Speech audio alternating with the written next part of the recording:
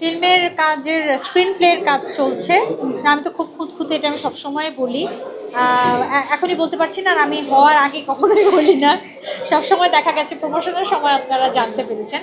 তো ইনশাল্লাহ করবো। আর এই সময়টা একটু অস্থির, আমার মনে হয় সময় কিছুটা যাক, 2-3 মাস যাক, তারপর কাজ শুরু করবো। নির্বাচনে কোন কেন্দ্রে ভোট দিচ্ছেন? এগুলো নিয়ে আমি কথা বলবো না। ভোট অবশ্যই দেই আমি, এটা আমার নাগরিক অধিকার।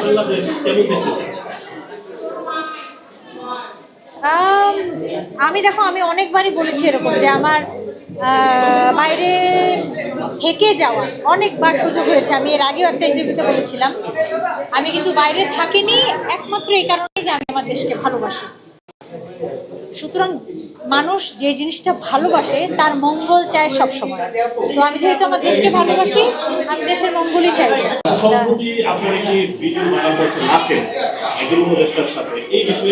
নাচ, ওটা নাচ না, ওটা হচ্ছে একটা ক্যাম্পেইন। ওটা ক্যাম্পেইন, ওটা হচ্ছে কিউআরটি। কিউআরটি হচ্ছে কুইক রেসপন্স টিম। এটা হচ্ছে নারী ও শিশুদের সাহায্যের জন্য করা হয়েছে। একটা হটলাইন নাম্বার আছে, সম্ভবত 109 বা 901, আমি বলতে পারছি না। এটা বোধহয় কালকে বা পরশু থেকে ক্যাম্পেইন শুরু হবে।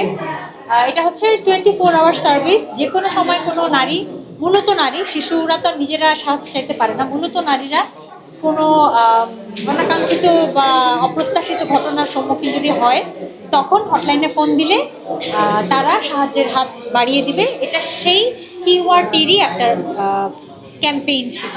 আচ্ছা, মূলত তো অ্যাওয়ার্ড পাওয়া হয় হচ্ছে নির্দিষ্ট কোনো কাজের জন্য, কিন্তু এই অ্যাওয়ার্ডটা আসলে সামগ্রিকভাবে অভিনয় শিল্পী হিসেবে একটা স্বীকৃতি, একটা সম্মান। আজকে ময়ূরপঙ্খী ফাউন্ডেশনের 12 বছর পূর্তি, সেই উপলক্ষে বিভিন্ন ক্ষেত্রে সফল ব্যক্তিদের সম্মাননা দেওয়া হচ্ছে, পুরস্কার দেওয়া হচ্ছে। আমিও পেয়েছি অভিনয় শিল্পী হিসেবে। ভালো লাগছে, অবশ্যই ভালো লাগছে। বাইরের স্কিনে মানুষ অনেক কিছু করে, অনেক কিছু লাগায়, অনেক পরিচর্যা করে। আমি এগুলোর বিপক্ষে না, এগুলোতে অবশ্যই অনেককে আরো সুন্দর লাগে, নিশ্চয়ই লাগে, কিন্তু আমার কেন যেন মনে হয় যে ভেতরটা সবচেয়ে গুরুত্বপূর্ণ। ভেতর সুন্দর থাকলে স্কিন এমনিতেই ভালো লাগে।